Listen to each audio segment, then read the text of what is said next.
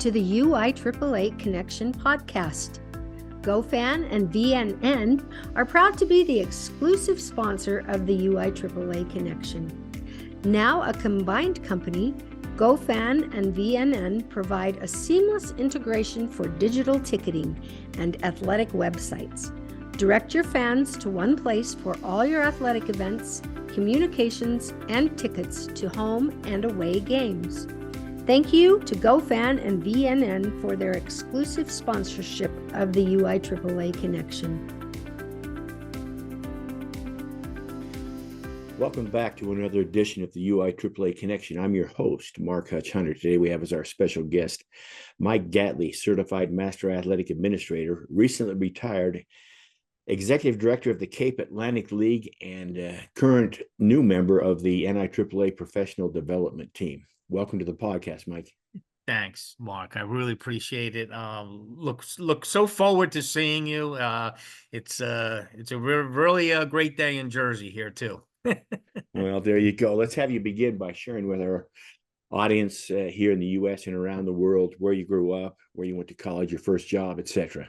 Yeah, so I grew up in Somers Point, New Jersey, which is actually feeds into the high school that I was the AD at before I retired, Mainland High School. So I played football and basketball there. Basketball ended up being more of a vehicle for me for college.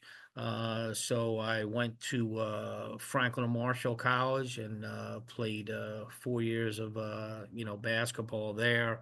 And really that was kind of, Mark, honestly, my impetus, my life goal was to coach. And not so much at the high school level, at the collegiate level. I've always wanted to do that. So but in order to take that climb, I taught at Atlantic City High School down here, 22 years old, and my first teaching job and coaching job. And, that kind of started me out in education, and then opened some doorways from a coaching standpoint with basketball.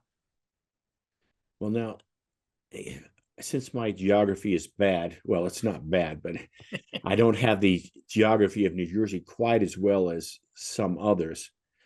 Somers Point would be by Ocean City. Yeah. Okay. Oh, okay. Yeah. I mean, literally a stone's throw. I mean, the only thing that separates Ocean City and Somers Point is a bridge. So it's that close. Okay, perfect. And so how far north of Cape May would you be? An hour and a half? A little less than that. No, a little less than that. Probably about 40 minutes or so. And love Cape May. But they've really done a great job down there. It's such a nice place to to visit too. But yeah, about 40 minutes up the Parkway from Cape May. All right. Well, let's have a little follow up here and talk a little bit more about your basketball in college, about how you wanted to coach in college. Obviously, you ended up coaching in high school and then obviously ended up being an AD. So let's talk about that for a little bit. So, yeah, so my track was a little bit different in the sense that I was never a head coach at any level until I was a head coach in college. That's pretty unique scenario. I was an assistant, in high school, and assistant at the collegiate level. I was assistant at Elizabethtown College of New Jersey, and then having full-time jobs in admissions and financial aid and registrar, et cetera, obviously from a pay the mortgage type of thing. And then the head job at Kane University opened up, which was in the New Jersey Athletic Conference, and we played college in New Jersey, and applied for that job, and was fortunate enough to get that back in the early 90s, and coached there for quite a few years. Did a little stint in the USBL, which is a couple levels down from the NBA, and then ended up at the University of Albany. And at that point, decision had to be made. Like, was I gonna keep the trek of going in college, or was it was kind of like a fork in the road type of thing. My wife and I had moved 3 times in 2 years and had 2 babies, and one of the things that's dear to my heart, and I'm sure it is to you and everybody else, is that I'm a husband and a father first, and I'm a basketball coach, second. And it wasn't the fact that we had 79 inches of snow the first year in Albany either, although that would have been a game changer for anybody. And I went up there with my plastic shovel from down the shore here. Yeah. But the bottom line was at that point, my wife and I had a conversation. And Hutch, the thing is I always kept my education up, right? I always made sure that I finished my master's and my supervisory work. I did all the things that I had to do to always have that backup plan. My actual plan, to be honest with you, was when I got finished coaching in college after how many years, was to go back and teach elementary school. I had my elementary certification, and maybe do that or be a guidance counselor at the high school level. But in any event, paths changed, and I took a job at Hamilton High School, which is a little bit north of here. That was my first AD job, and stayed there for 10 years. Loved it. I still have tremendous relationships with the people, friends for life. And then the mainland job opened up, which obviously, I mean, I live in the town where the high school is, so I was commuting to Hamilton for 10 years. I literally ride my bike to mainland. So Okay. that job opened up. Fortunately, I was able to become the AD there, and 13 years later, I just retired this past August. What was it then that made you decide once you left college to go the AD route rather than the coach route? Or Yeah, it was just you know what, Mark. I think what happens is, and the people that are in it, know this too, is that I think we all see these aspirations, right? We see the Meistershevskis of the world, and we see all these different coaches, and you see the money that they're making, and you see the flexibility that they have, and all the different things that are going. But those coaches are in the minority. Most of the people that are running it are trying to work their way through. And it just got to the point. My wife is extremely, extremely supportive. I mean, we've been together for 38 years, and she's never said a word. Never said a word. We moved X amount of times. I've taken different jobs. I've been away from home. And I think when, we were up in Albany and it looked like, hey, we might have to make another move in a short amount of time, that's when our discussion got a little bit more serious about, where do I see myself?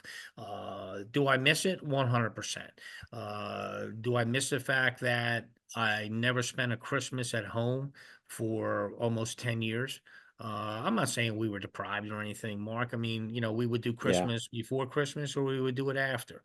But there's something about, if you're having children, and I have three, about being there at the holidays. I'm just using Christmas as one, as one example, because you're always on the road in a tournament. And, we were actually out in Utah when we played you out in Utah State's tournament when I was at Albany the one year. And, I think it was those type of serious discussions that my wife and I had, and with young kids. And, that was when I said, you know what, hey, I will try it. And, listen, there's no guarantee. I mean, I knew I could stay in college basketball, but the question was, could I make that transition to high school athletic director, which was, kind of what all my paperwork was pointing toward. You know what I'm saying? And it yeah. just so happened that everything kind of fell together in New Jersey, fell together down the shore here, where we're very comfortable, where I grew up. And I think when you say, like, sometimes the things align for a reason, we just felt that was a good sign for me to become an athletic director. Excellent. Let me ask you a follow-up that's totally off the wall here. You said you came out to the Utah State holiday, so the holiday tournament. Mm-hmm. I'm interested. I have a grandson that's actually playing for Utah State football this year. He's a freshman. He's going to redshirt.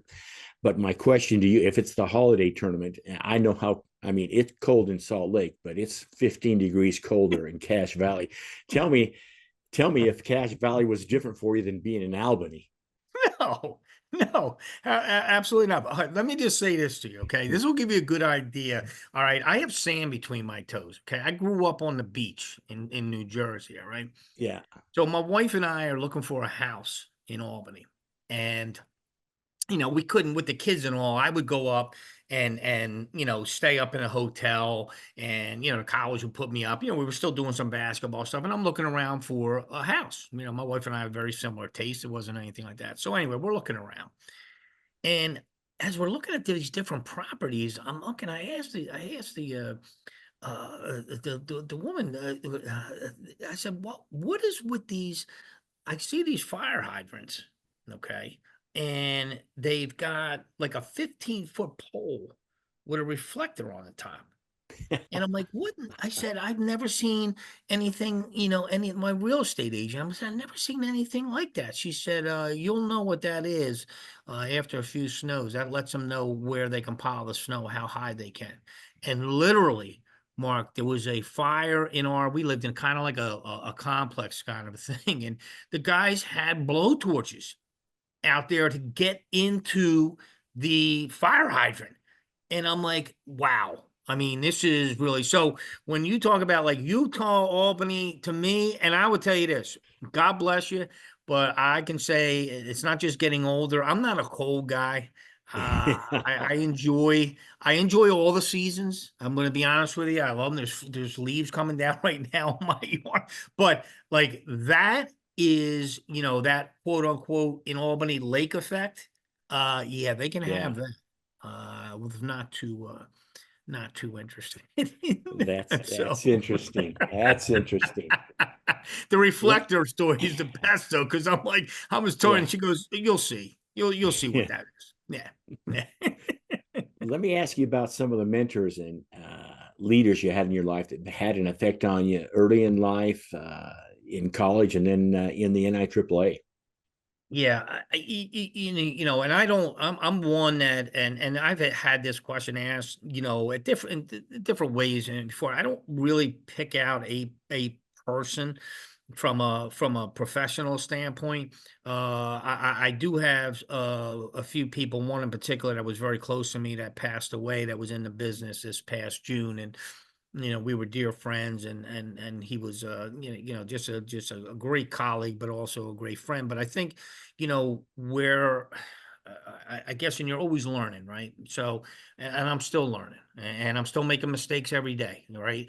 But the people you meet in this business along the way, and I'll go and I'll start back with Ted D'Alessio, Dr. Ted, Mm-hmm. Bob Hopek, Bobby Rossi, Yeah. Dave Suter.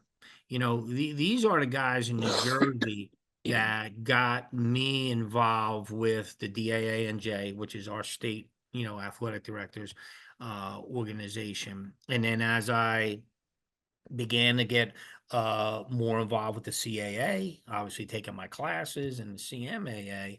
And now over the last couple years, from 2021 and doing the QPA for mainland, with Don Bales and Mike Elson and Rich Barton. And I mean, the level of appreciation, Phil Rise. I mean, the list goes on and on. The level of appreciation that I have for people that have come into my life, at different times. And this is a different time, right? When you're retired, I mean, you're thinking like, hey, it's over, and hey, it's time to, we're the mainland Mustangs, and I said, maybe it's time for this Mustang to go out to pasture, and having that opportunity and connecting with new people over the last couple of years, Mark, has really been something, special for me. And I work like you. I mean, I work 40 years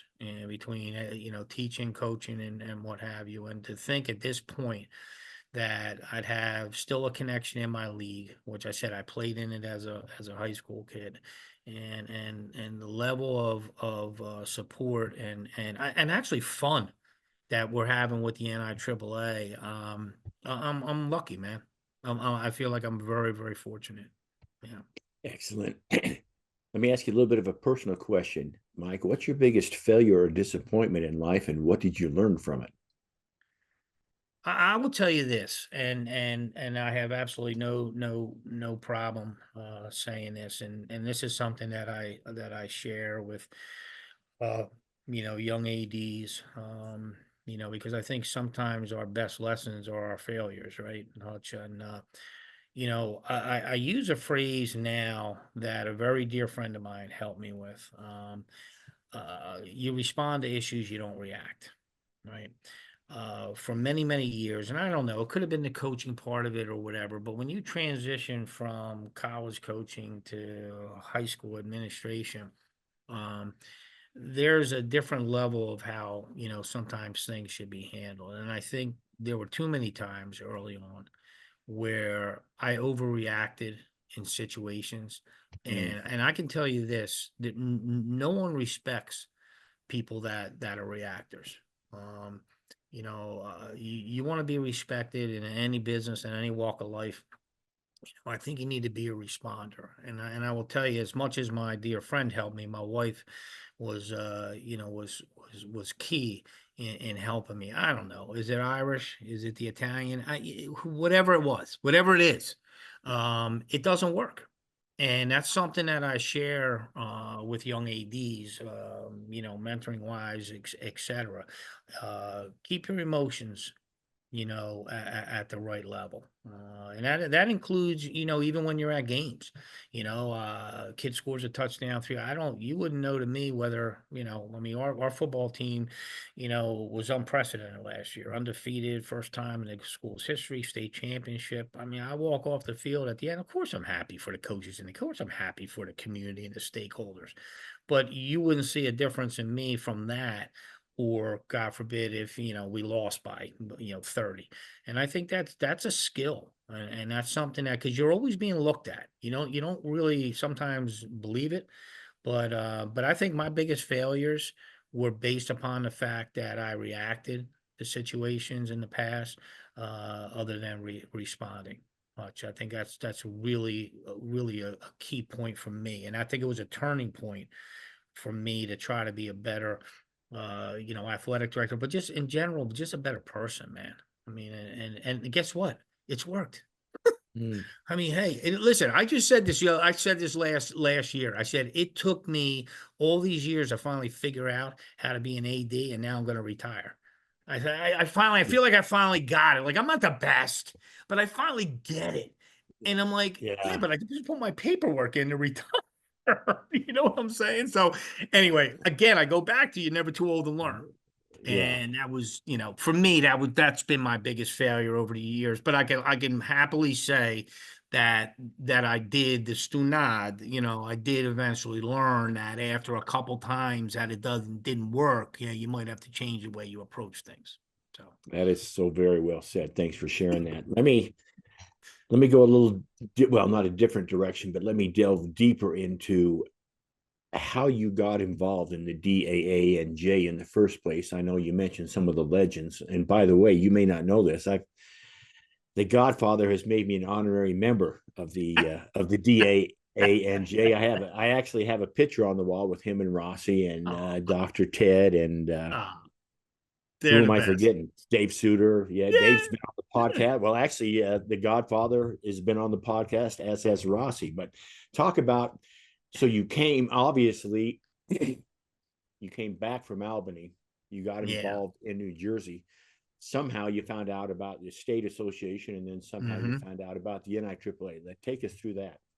Yeah, so one of the things that Hutch, and I think this is sometimes in any state is, and I would tell you that New Jersey, it's not unique, but like I would tell you that like there's North Jersey and then there's South Jersey, right? And I'm down in South Jersey. So there's so many schools and so populated up north that a lot of times, voting wise, impact wise, it's more north generated, right? So I would hear ADs in the South say, like, you know what, nobody ever listens to us, right? And then I said, well, wait a second. I said, well, are you involved in anything? Like, are you, putting yourself out there? I mean, they're always looking for people. And whether at the NJSIA is, which is really where I'm going, I started with that organization, getting involved on the executive committee and the basketball committee, and meeting some people, football committee, meeting some people that then were also involved with the DAA and J. And I'm like, well, if I'll be that person that maybe can be the voice for South Jersey, yeah, I'm going to get involved. And Hutch, I will tell you that I was probably too involved to the point where when I was 54, I had a massive heart attack. Yeah, 100% on the Widowmaker, 90% on another, or I was at the gym the day before, no indicators, no anything. And, at that point, I kind of had to like take a step back from some things. But the DAA and J was something that I felt like I could keep within my, structure of like, hey, you got to cut back a little bit, Mike. But I wanted to stay involved from an AD perspective, so I backed off of the state things, and I was fortunate enough with Bob and Ted and everybody, Frank Baldacchino, who's tremendous, to be involved as a sectional rep for the DAA and J. And then I also, within the last couple of years, really headed the mentoring program in the state, which it kind of had been on a hiatus. Like,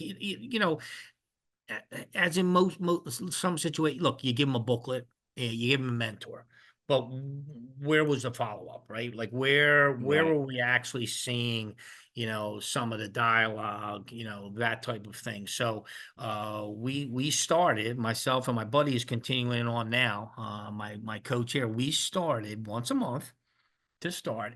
We started hump day with the DAA and J, and every once a month on Wednesday. And I always like 1 o'clock meetings, like start down here, like, you don't know what you're walking into in the morning. Get yourself some lunch.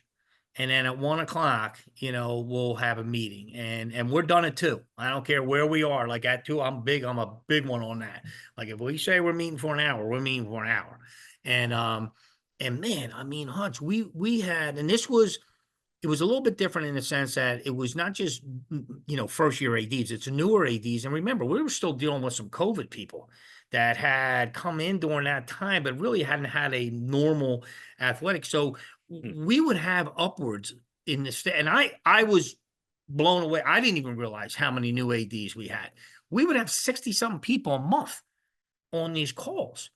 And sometimes it was just like you and I talking, like, hey, here's our agenda today. I want to hear from you.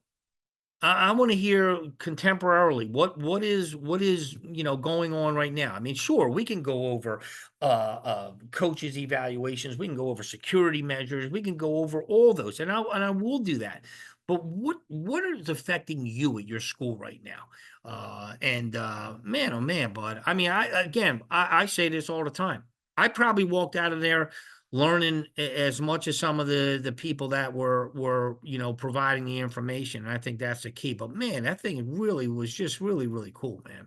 And that's kind of where my niche was with the DAA and J, was with mentoring. I've always loved that aspect. I always love helping, sharing.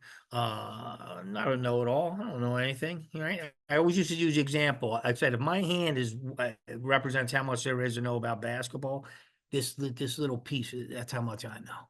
And that's how much I know about being an AD, about that much.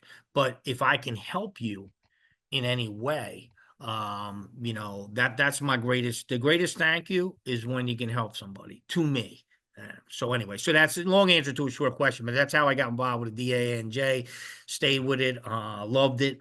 And up until retirement, and I'm sure, like, if there's an at-large position that comes open at some point, sure. I just talked to Bob last week. We were talking, and I said about maybe doing a workshop down in Atlantic City this spring. It doesn't have to, but I said if need be. But the bottom line is that I would like to get back in, again, just to help Hutch if I can. Well, that's excellent. Let's do you have any I don't know if humorous is the right word, but any stories, with that New Jersey crowd? And I know you're New Jersey, but I obviously, like said before, and you said, Hopek, Frank, Bobby Rossi, Suter, Dr. Ted, all these guys. I mean, I've got stories, but I'm wondering if you have one or two that might be acceptable to share here on the podcast. Of course. Well, they're all acceptable. And then listen, and this one I had really no idea. Now, in retrospect, I know other people that have actually got it. But like Bob wears some unique clothing, for lack of better terminology. I am well aware because Okay, so we're not talking any tales out of school. So one time I'm just kind of BSing whatever, and I said, yo man, where do you get a purple suit from? I said, I mean, that's not like something you're pulling off the rack at Boscov's or something like that, right? And he goes, oh no, I have my own tailor and stuff like that. He says, if you ever want a suit, just let me know. And I'm like, yeah, laughing out of the side of my mouth. And then I end up telling somebody that story, and they said, oh no, I have a suit from that guy, his tailor. I said, come on. I said, are you kidding me? I said, no. And I said, it was all base, Hutch, on that purple suit, which he still wears. More importantly, he can still fit into it. To me, that's as impressive as the color, is that he can fit into that suit. So that's one of my stories with Bob and now I know that transcends throughout a lot of different people, that his tailor, that they have worked with him and his tailor to get suits made. I'm like, but I said, that's unbelievable. Would you be surprised to know that I don't have one, but I have two? Come on. I have two Hopek suits though. Come on. The first one was a blue one that I've had for probably, I want to say, 12 years, but then he gave me, I don't know if mauve is the right color, but this it's the one I wore when I went into the Hall of Fame. And, oh my God. See this, and I had no idea. But there's a perfect example when I'm talking. Like, it's like the more you bring it up, the more you realize how many. Oh yeah, I got one of those. I go, come on, you kidding? You got two. I mean, yeah. Well, I got news for you. Man. Nobody in Utah has one but me, because people in Utah don't dress like that. He is a mold breaker, man. I mean, there is, there's one Bob Hopek, and he is the godfather. Now, the funny thing is, as a phrase of endearment, okay, in the Cape Atlantic League, that's what they call me, the godfather. So I'm the godfather there, but I'm at a much, much lower level. I mean, trust me when I tell you. But yeah, I mean, just I mean, so many just positive things, Mark, with this organization. And here's the thing. This has nothing to do with an ADing. This has to do with people, man. And I think that's Absolutely. what, I think the longevity aspect, and we're, in some ways, and I'm not sounding like an armchair quarterback, but you're a lifer. I was a lifer as an AD, right? I didn't look at this as being a stepping stone to become a vice principal or a principal. And I think there's something to be said about that. I think that especially nowadays, you really, like, I always use the phrase, are you interested or are you engaged? And if you're not engaged in this business, you're going to find that this is it can be a pretty tough road. I think the level of commitment, it's not just hours. I'm just saying the level of commitment mentally and physically to being the best that you can be in this business, especially nowadays, is it's a lot. It's a heavy lift, man. And we have 6 first to third 3-year ADs in the Cal, all great young guys that are going to be terrific, but other people left. So there's a reason, like that. There's a reason why we have great young guys. Yeah, but that means other people left the profession. So, it's guys like Bob and Bob Rossi and Ted and all those guys and Dave. I mean, they're lifers, man. And to me, they're the people that you can learn the most from. And sometimes it's just sitting down, having an adult beverage and or just having a little bite to eat and just chit chatting. Hey, how do you handle this situation or whatever? And I think a lot of that was extremely helpful to me, along the way. Excellent. Let's talk for a minute now. One of the reasons I wanted to get you on the podcast is you have that new position with the NIAAA. They hired, obviously, Trish Whitkin, Josh Scott, and yourself. And I've had Trish and Josh on the podcast, had to get you on the podcast. Obviously, you are dealing a lot with the QPA. So I want you to talk about that because obviously I've been involved in the QPA from the very beginning, but now you have that expanded role and cohorts, double cohorts, et cetera. So I'm just going to turn the time over to you. Triple cohorts. I mean, look, and anybody listening, I mean, a few years ago, we had 2 or 3 projects going. I mean, even my year, I think in 2021, there was only a few projects going, and we're going to be pushing over 100 now. And we're kind of into a new phase now with the cohort where we're going more with a group approach because it's more successful. Right, because you've got, again, same thing we're talking about, Hutch. It's that camaraderie, it's that collaboration. Being in the same type of of situation. I go back to, and I say this obviously tongue in cheek, the worst thing I ever did was tell Don Bales yes. Okay, I told Don Bales yes 5 years ago now to be a mentor. Okay, and here I am. Now, the beautiful thing is I'm on with you, which is awesome, right? But, you can't say no to Don.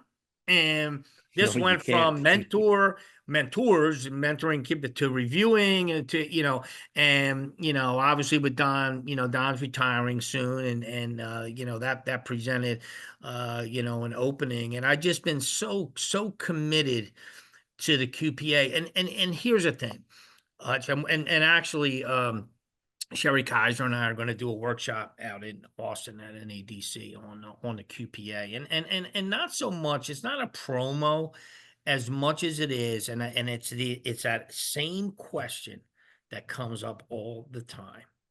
What do you do all day? And I got to tell you something. Sometimes our problem as ADs is that we self-inflict ourselves because we don't really answer that question well. We really don't, because it's a convoluted question. I get it.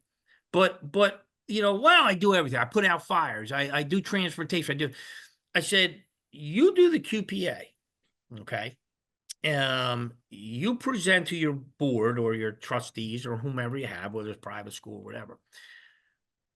When you do that and people see what you do on a daily, weekly, monthly, jaws hit the ground. Like, are you kidding me? Yeah, this is what we do. And I think when you look at the QPA, it's really like an accreditation. High schools have their academic accreditation, right? I want to be a blue ribbon school. I mean, man, we're a blue ribbon school. That's a U.S. News and World Report article. It's awesome. But we really don't have anything for athletic directors, and we really don't mandate anything, right? I don't mandate that you have to take classes toward a CAA, CMAA, CIC, whatever. So if you're not doing that self-motivating wise, we're not asking you to get continuing education credits. And I think the QPA opens up so many avenues for ADs. Is it for everyone? Listen, I know this is being recorded, but I'm telling you, no, it's not for everyone. Okay. And one of the things, Hutch, I'm going to tell you right now, one of the concerns that I have right now, and I can base it upon, like, I'm big on empirical data. I don't just say something and just say like, hey, well, this is what Mike Gatley thinks. No. One of the things that I'm concerned about, doesn't mean that it's a deal breaker or anything like that. One of the things I'm concerned about right now is that the ability to get your CMAA through the QPA is excellent. Okay, so the final product there is excellent, right? What I'm concerned about is that I'm seeing that more people are looking at getting the CMAA and not understanding the level of what the QPA requires. Okay. Like to me, the serendipitous effect of the QPA is that you can apply and get your CMAA. Okay. I think that's really cool. As long as you keep that in that perspective, I think it's a win-win. You're going to get your QPA, you're going to be recognized at national, and you're going to get your CMAA certification. I think if you're putting the CMAA ahead of the QPA, that's where I think people have to be a little bit careful, if that makes sense. And that's just something that I'm seeing. I think it's awesome that you can do that. I mean, they didn't have that option with you, me. We didn't have that Right. option, you know.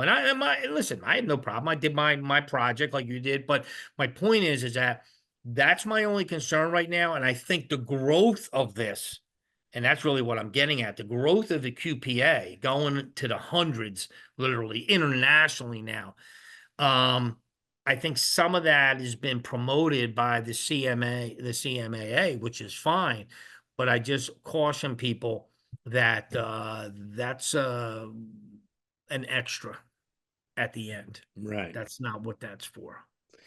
Right. Let me ask you one more follow up. I can remember when the UPA first came about, the first 3 schools in the nation that got it were 3 schools in Salt Lake City.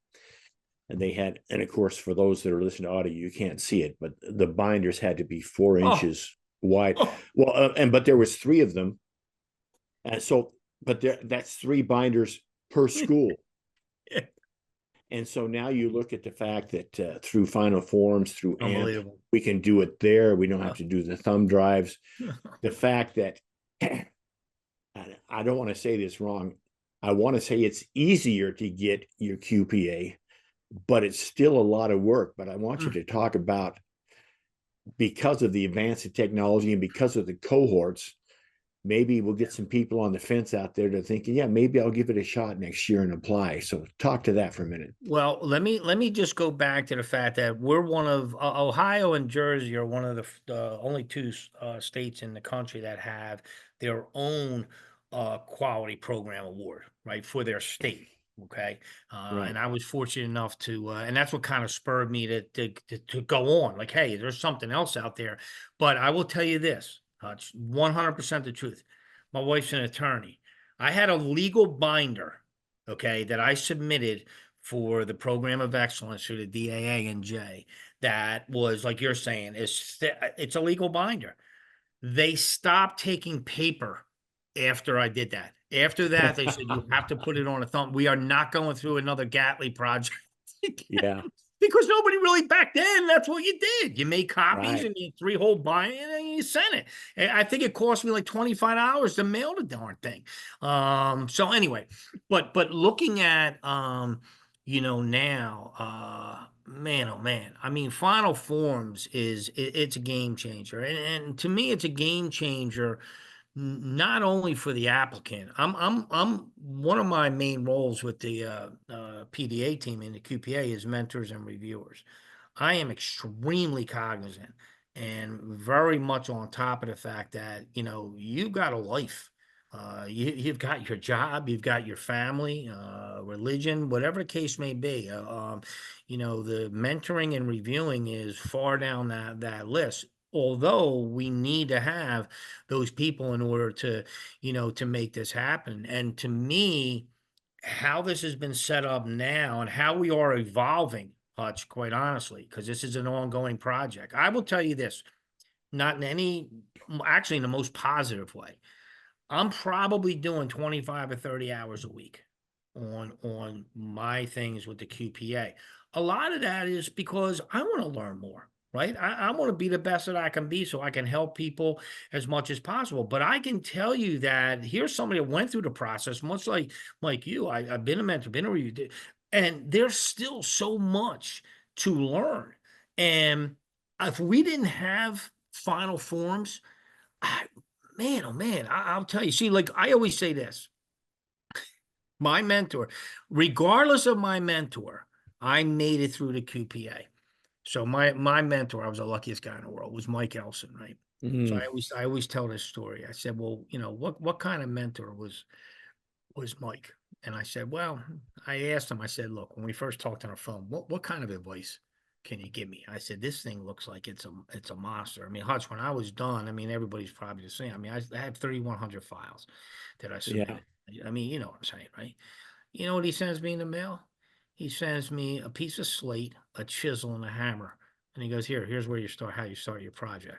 So we went from the thumb drive and all this other stuff to now with Right. Final Forms. I'm like, it like I don't want to sound, and you said the same thing. I don't want to make it sound like, I'm sour grapes where, but some of the applicants now really don't know how different it was. I don't want to even say difficult, but it's our society right now. Everything's instantaneous, right? Well, it was But just that's what more, Final it was Forms more, is. yeah, it was more Yeah, it's time consuming. instantaneous. And that's what's so beautiful about it, is that I don't have to worry if my mentor or if my reviewer is caught up in something. I'll leave him a note or her a note. They can see the note at their leisure because they're getting an email from me that I've done a section. So, the efficiency of this has allowed us to grow. I don't think we could have the numbers of people, Hutch, that we have if we don't have Final Forms. And the cohort itself has provided a percentage of success that we really couldn't have if every single one of these people were individuals. I just don't see it Yeah. to that extent. We are doing a one-time completion cohort. So there's a couple people that, well, more than a couple, but that kind of like, fell off. They just didn't have a time, whatever the case may be, it's fine. We've gone back now. Rich Barton has gone back. I'm going to lead that cohort. This is a totally separate cohort now in January. And we're going to get these people through. I feel like it's the Army. I'm not leaving anybody behind. If you're passionate, you want to do this. I right now, I'm probably mentoring 7 people. 7. Call me anytime. Okay. There's no question that that's a dumb one. If I don't have the answer, I'll get it for you. But we're not going to say that not having a contact with somebody is a reason why you're not going to be successful. Okay. We're going to do it. I can't do the work for you, but I will tell you that if you're willing to do it, and here's what I do, Hutch. The other thing that I do, I send my project to any single applicant that wants it. I offer it to them. I said, I'll send you my project from mainland. Okay. Because I know growing up, I was more of a visual learner. Okay. I never even realized I was dyslexic growing. I had no idea. I have still 2 dictionaries that I have in my office in my basement that I took with me since 1976 that I used to have to look up words, right? It's long been past, but no one knew what it was back then. Right. But I tell people, I'm a visual learner. I would like to see, like, okay, here's Mike Gatley's project on philosophy. Okay, here are the subsections. Take a look at what I have and take a look at what you have. And if you can somehow match those up, you're going to be in pretty good shape. So I offer my project to anybody that I can to help them. Not just from a formatting standpoint, but just to let you know that you have that information, but you got to be able to organize it. And you got to be able to put it into a form that you as a reviewer, me as a reviewer, can review. I was just doing some things last night. I was looking through a couple projects for the cohort 3, right? I just wanted to kind of see how people are doing. I give them some feedback, right? And I had two people I had to ask for access to Google Sheets, and Google Docs. And it's something like, hey, we want to, continue to do in PDF. So what I'm getting at, it's been a game changer with Final Forms, but we still have some growing to do to get this. I'm selfish, man. I want this to be like really sleek and smooth all the time. And and I'm not alone, obviously, with Randy TV Pond, me with Sure. with the cohort 3, and obviously Mike Elson, Don, all that, we're all on the same page, but we're working very, very hard, man. Really, really Very, hard. very well said, and such great advice. Those listening out there that are thinking about the QPA, obviously, both of us hope you think about it and get into that mode. Let me finish with a couple of questions, Mike. The first being, I need 2 suggestions for a brand new AD in order to be successful. And they need to follow Mike's suggestions to become that successful AD. What would your 2 suggestions be? One, well, I mean, one for sure is that, I know sometimes situations look like they're pretty clear cut, right? Whether it's a situation with a coach, student, teacher, whatever. All right. I'll get to the parent. That's going to be my second one. I would always tell ADs, and I do tell them this, is I said, when you're looking at a situation, go back, I said the same thing, respond, react, right? But somewhere in the middle is the truth.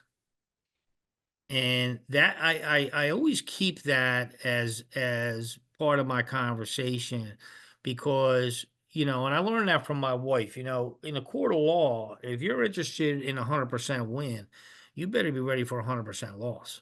Okay, so when ADs are looking at situations that come up, I always say, like, digest, but somewhere in the middle is probably what happened. And if you keep that, that's going to allow you to really be able to focus on exactly I'm going to find out exactly what did happen. I don't have any preconceived, because, oh my gosh, it looks like it's automatically this. No, somewhere in the middle is where this thing is at. Work from the middle on your way out.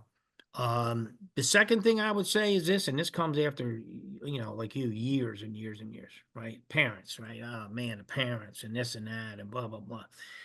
Let me tell you this.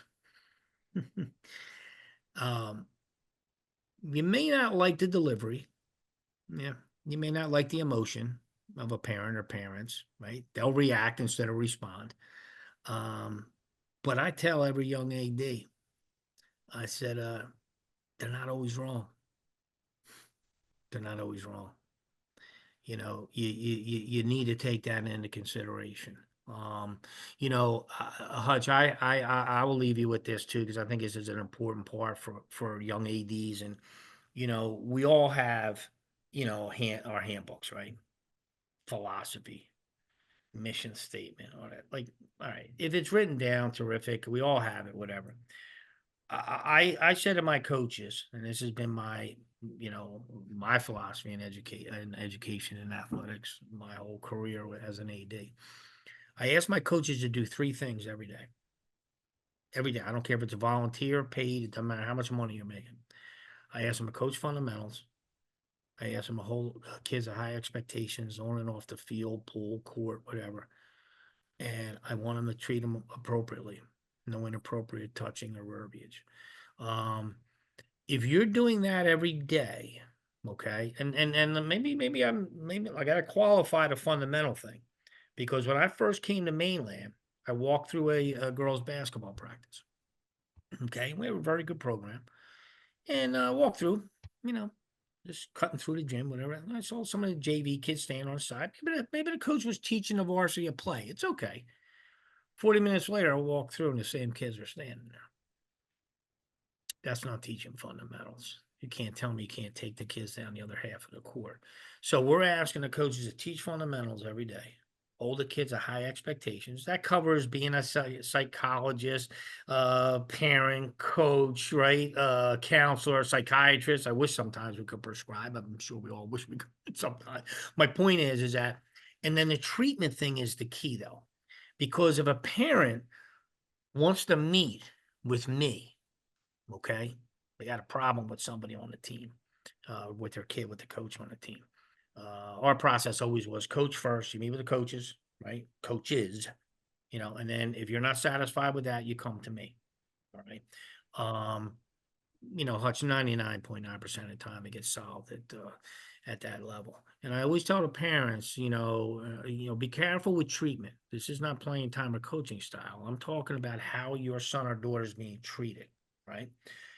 For the times that parents came to me after that meeting with the coach, I would tell you that one of those 3 areas or more was compromised. Mhm. And I would tell my coaches that too. And I tell young ADs that. I tell them I tell them that all the time. And if any of those areas are compromised, the next person is going to be in my office is the coach. I ask you to do 3 things. I don't give you a laundry list of things that I want you to do as a coach. Collecting uniforms at the end. I know that's your job anyway. I ask you to do 3 things every day. Okay. And I got your back 100% if you do those 3. But if a parent comes to me and any one of those 3 or more are compromised, we're going to have a different conversation.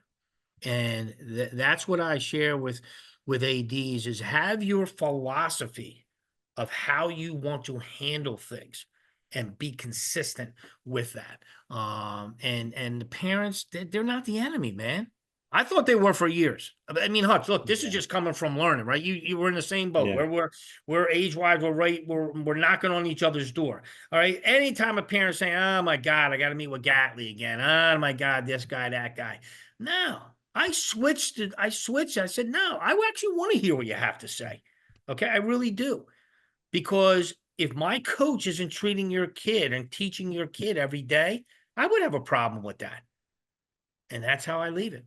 And again, we were very successful. I thank God at Mainland. I had some great coaches, very good players. And that's my two things I would say to new ADs. Excellent. So very well said. Thanks for sharing those. We'll finish with this. Mike, what questions should I have asked you that I failed to ask you? When can I get rid of Rich Barton? No, I'm only kidding. You know what? No, there's no, to me, this is all about sharing, man. I mean, I loved my job. Okay. I didn't, I know there's some people that retire and they're running away from it. And, I really loved my job, man. I really did. And I just felt that it was time. I wanted to turn that page. I wanted to see if there were some other things out there. One of the other things I do, Hutch, is I do NCAA workshops, which have really gone over well because it's unfortunate, but there's so much information out there, but there's a lot of misinformation. So what I do is I use all my college stuff, like admissions, financial aid, all that kind of stuff. So I knew that there was other things that I wanted to do. I wasn't exactly sure what they were. I had no idea the NIAAA thing would come up. But my point is that there's really nothing that I would say I walked away from being an athletic director saying that I did the best job that I could and that I learned along the way a lot of things. Okay. And I grew up a lot as an athletic director. And there were people that I disagreed with along the way. And I got to tell you that those people probably helped me the most as opposed to others. And to me, that is what this is all about. That is what life is all about. I'm not right. I always use this example. I heard that there was one guy that walked on water. I never seen him. I heard it was one guy that did it though. All right. I believe it. I believe he probably walked on water. The rest of us mortals, we make mistakes every day.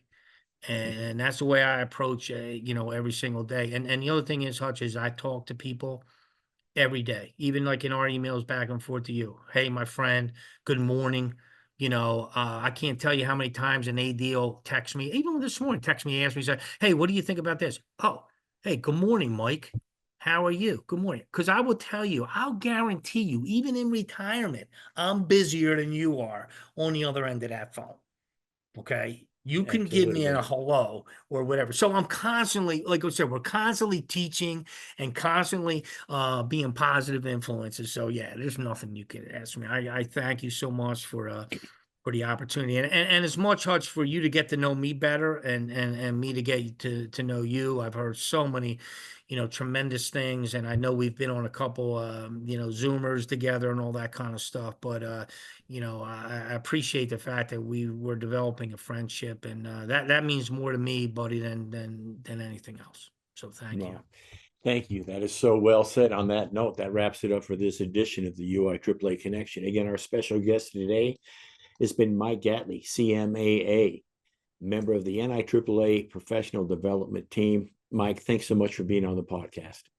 Thank you. Absolute my pleasure. Have a great rest of the day, my friend. Take care. Appreciate it.